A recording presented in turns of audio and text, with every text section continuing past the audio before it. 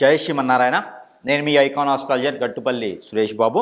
అయితే మనకిప్పుడు కర్కాటక రాశి గురించి మనము గ్రహాలు, అలానే దశలు, అంతర్దశలు, అలానే నక్షత్ర శాతం కూడా ఎలా ఉంటుందనేది ఒకటి ఉంటుంది. కాకపోతే వీటన్నిటితో పాటు ఈ కర్కాటక రాశి వాళ్ళ మీద వాస్తు ప్రభావితం కూడా ఎక్కువ ఉంటుంది.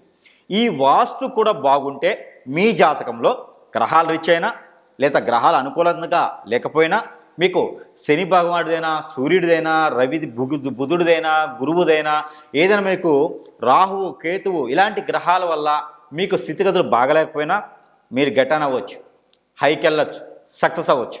అది ఎలా అంటే వాస్తు ప్రభావితం కూడా ఈ యొక్క కర్కాటక రాశి వాళ్ళ మీద ఎక్కువ చూపిస్తుంది. అయితే ఈ వాస్తు ఎలా ఉంటే ఎలా ఉండకూడదో చూస్తే దీని ప్రభావితం మీ గ్రహాల రీత్యా అనుకూలంగా లేకపోయినా మనం బ్రతకేయచ్చు, గెటాన్ అవ్వచ్చు. కానీ వాస్తు ప్రభావితం కూడా మన మీద లేకుండా ఉంటే, మనకి వాస్తు ఉన్నటువంటి ఇల్లు మనకుంటే, ఆ ఇంట్లో కనుక మనం జీవిస్తున్నట్టయితే కనుక మీకు కొంతమేర అదృష్టం ఉందని చెప్పుకోవచ్చు. అయితే కర్కాటక రాశి వాళ్ళకి ముఖ్యంగా మనం చెప్పినట్టయితే సింహద్వారం అంటే మనము నివసించేటువంటి ఇల్లు సింహద్వారం పరమట వైపు అంటే వెస్ట్ సైడ్ ఉంటే చాలా అద్భుతంగా కలిసి వచ్చేదానికి ఆస్కారం ఉంది. అలానే ఈ యొక్క వెస్ట్ సైడే కాదు, అంటే ఈస్ట్ సైడ్ ఉన్నా కూడా, అంటే తూర్పు వైపున ఉన్నా కూడా ఎక్కువ కలిసి వస్తుంది. ఏ నక్షత్రంలో ఉన్నప్పటికీ కర్కాటక రాశి వాళ్ళు వెస్ట్, ఈస్ట్ ఈ రెండు సైడ్ల గుమ్మం తీసుకుంటే సింహద్వారం రెండు సైడ్లు ఉన్నటువంటి బాకిలైతే ఎక్కువ కలిసి వస్తుంది. అలానే వీళ్ళకి త్వరగా పెళ్ళయ్యేటువంటి అదృష్టం కూడా ఉంటుంది. ఎవరైనా నాగదోషం, ఎవరైనా కాలసర్పదోషం, ఎవరైనా సరే కుజదోషంతో బాధపడేటువంటి కర్కాటక రాశి వాళ్ళు ఉంటే కూడా వాళ్ళకి వెస్ట్ సైడ్ కానీ ఈస్ట్ సైడ్ కానీ ఉన్నటువంటి ఇల్లు తీసుకొని ప్రతిరోజు కూడా ఆ రవి భగవానుడిని పూజించుకుంటూ ప్రతిరోజు కూడా ఆ రవి భగవానుడికి నీళ్లు ఆజ్ఞించినట్టయితే వాస్తు ప్రభావితం ఉన్నటువంటి ఏదైనా ఉంటే మీ ఇంట్లో అలాంటి స్థితిగతులు ఉంటే కొంతమేర అవి తొలగిపోయేదానికి ఆస్కారం ఉంటుంది కర్కాటక రాశి వాళ్ళకి.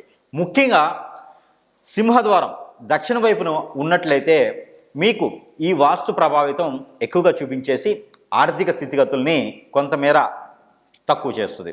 అలానే ఉత్తరం వైపున ఉన్నటువంటి సింహద్వారం కర్కాటక రాశి వాళ్ళకు ఉంటే వాళ్ళకి వాస్తు ప్రభావితం ఏమాత్రం ఉంటుందంటే ఆరోగ్య సమస్యలు, మైండ్ సరిగా ఉండకపోవటం, మందబుద్ధి ఇలాంటి ప్రభావితాలు ఎక్కువ కనిపిస్తూ ఉన్నాయి. బ్లడ్ సర్క్యులేషన్ కూడా, బ్లడ్కి related problems, skin related problems కూడా ఎక్కువ కనిపిస్తూ ఉన్నాయి. కాబట్టి ఈ వాస్తు ప్రభావితం ఈ యొక్క కర్కాటక రాశి వాళ్ళ మీద ఎక్కువగానే ఉంటుంది. కాబట్టి మీరు ఇలాంటి వాస్తుల్ని సహకరించకుండా మీరు అద్దెకున్నా లేదా సొంత ఇల్లైనా మీకు ఏదైనా గిఫ్ట్ రూపంగా ఇల్లు వచ్చినా కూడా మీరు ఈస్ట్ ఆర్ వెస్ట్ సైడ్ వాకిల్నే అలాంటి సింహద్వారం ఉన్నటువంటి ఇంటినే మీరు తీసుకొని ఉండండి. మీకు దగ్గరలో ఎక్కడైనా వాస్తు పండితులు ఉంటే చూపించుకుంటే మరీ మంచిది. ఎందుకంటే ఇంటి ప్రభావితం కర్కాటక రాశి మీద ఎక్కువ పడుతుంది. కాబట్టి ఎవరు కూడా గమనించుకోదు ఇల్లు వాస్తు ఇలా ఉంటుందా, ఇంటి వాస్తు మీద ప్రభావం ఉంటుందా అని. కానీ అన్ని రాశుల వాళ్ళకి చెప్పేది ఒకటే మాట, వాస్తు ప్రభావం మన మీద ఉంటుంది. కాబట్టి ఆ వాస్తుకు సంబంధించినటువంటి స్థితిగతులు కూడా గమనించుకోండి.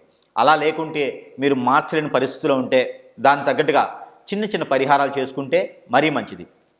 ఇంకొకటి ఏంటంటే పరిహారాలు చేసుకున్నా అది కేవలం వెసులుబాటు మాత్రమే, ఆ టైంలో వెసులుబాటు ఉంటుంది తప్పితే పూర్తిగా మానుకోవాలంటే ఆ మంచి జరగాలనుకుంటే ఖచ్చితంగా మనము ఇంటిని మంచి ఇంటిగానే మనం తీసుకోవాలి. అయితే ఈ కర్కాటక రాశుల మీద ఎలాంటి వాస్తు ఉంటే ఎక్కువ ఇబ్బంది అవుతుందంటే ఈ యొక్క వాస్తు ప్రకారంగా ఉత్తర వైపున కానీ దక్షిణ వైపు కానీ వాకిలి, అలానే కనుక మనకి బావిలు, బోర్లు ఈశాన్య మూలలో కరెక్ట్గా ఈశాన్యంలో వేయటం వలన ప్రభావితం ఎక్కువ కనిపిస్తూ ఉంది. అది కూడా పరమట వాయుమూలలో, ఉత్తరం వాయుమూలలో కనుక బావిలున్నా బోర్లున్నా ఈ యొక్క కర్కాటక రాశి మీద ఎక్కువ ప్రభావితం నష్టపోయేదానికి ఆస్కారం ఉంది. ఈ కర్కాటక రాశి వాళ్ళకి మనకి ఉత్తర వైపున 5 భాగాలు చేయాలి. ఇప్పుడు ఎలా అంటే ఒక 25 అడుగులు మనకి పొడవు ఉంటుంది. ఎట్లా మనకి తూర్పు భాగాన తూర్పు నుంచి పరవడ వరకు 25 అడుగులు ఉందనుకోండి. ఈ 25 అడుగుల్ని మనము 5 భాగాలుగా చేయాలి.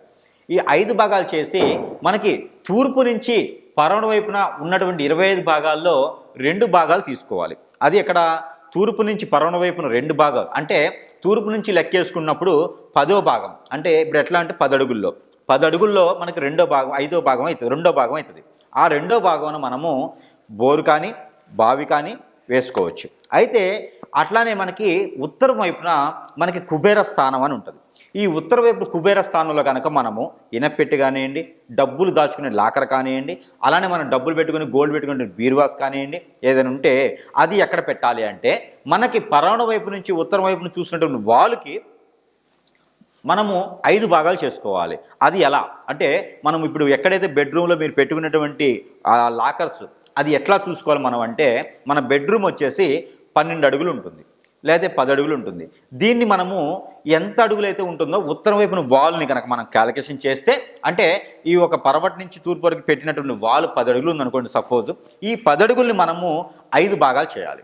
5వ భాగంలో మనకి పరమటి నుంచి వచ్చేటువంటి 2వ భాగంలో మనము ఈ లాకర్నైనా బీరువానైనా అలానే మనం డబ్బులు దాచుకున్నటువంటి ఈ ఇనపెట్టెలైనా సరే, మనకి పూర్వకాలంలో ఇనపెట్టె అంటే ఏంటి అని అడిగారు. మళ్ళీ ఇనప పెట్టె అంటే మనకి పూర్వకాలంలో మన తాతయ్య వాళ్ళు ఇనపెట్టెలని దొరుకుతాయి. అప్పుడు మనకి ఒక 50 తాళాలు ఉంటాయి దానికి, మొదటి నుంచి తాళం నుంచి లోపల ఎక్కడెక్కడో సొరుగులు ఉంటాయి అనమాట. ఇనపెట్టె అంటే మా ఇంట్లో ఉండేది. అలాగే ఇనప పెట్టె అని ఉంటుంది అనమాట. ఒక 50-60 సొరుగులు ఉంటాయి అందులో, ఇంత పెద్ద తాళాలు ఉంటాయి అందులో, ఒక మూల పొరుగున తాళాలు ఉంటాయి. అయితే అది ఇనపెట్టె అంటారు వాటిని. అలాంటి డబ్బులు దాచుకుంటారు అందులో, డబ్బులు, గోల్డ్, సిల్వర్స్, అలా విలువైన వస్తువులు అప్పట్లో దాచుకునే వాళ్ళు. ఇప్పుడు అన్ని లాకర్స్ వచ్చాయి, గోద్రేజ్ లాకర్స్ ఇలా వచ్చాయి. అయితే ఇవన్నీ కూడా మనకి ఉత్తరం వైపున ఉన్నటువంటి భాగాన కుబేర స్థానం వచ్చేసి పరమటి నుంచి తూర్పు వైపున వెళ్తూ ఉంటే రెండో భాగాన కుబేర స్థానం అంటారు. అయితే మనకి ఈశాన్యంలో కుబేర స్థానం ఉండదు. ఈశాన్యంలో కుబేర స్థానం లేకపోయినా లక్ష్మీ అమ్మవారి స్థానం, అలానే బుధ స్థానం, అలానే మనకి కాలభైరవుని యొక్క స్థానం, అలానే మనకి కుబేర స్థానం ఇలా ఉంటాయి ఈశాన్య మూలలో. అయితే తులసి స్థానం కూడా ఈశాన్య మూలే ఉంటుంది. అయితే మనకి ఈ యొక్క పరమటి నుంచి 2వ స్థానంలో కుబేర స్థానం అంటారు అనమాట. అక్కడ లక్ష్మీ అమ్మవారు, కుబేరుడు అక్కడ వెయిట్ చేస్తూ ఉంటారు.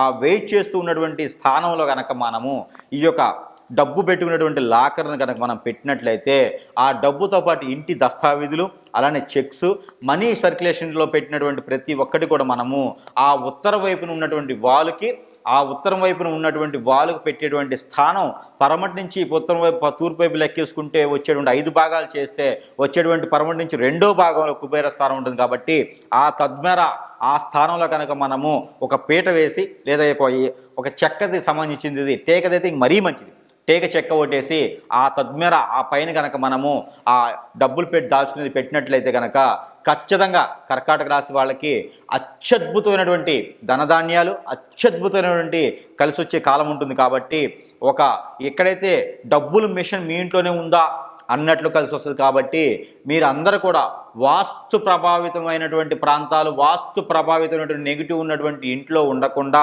ప్రతినిత్యము కూడాను కర్కాటక రాశి వాళ్ళు వాస్తు ప్రభావితంతో భయపడుతూ బాధపడుతూ ఇలా ఉంటాయి కనుక మీకు కలిసి రావాలనుకుంటే వాస్తు ఖచ్చితంగా మార్చుకోండి. అలాంటి చిన్న చిన్న మార్పులను చేసుకోండి.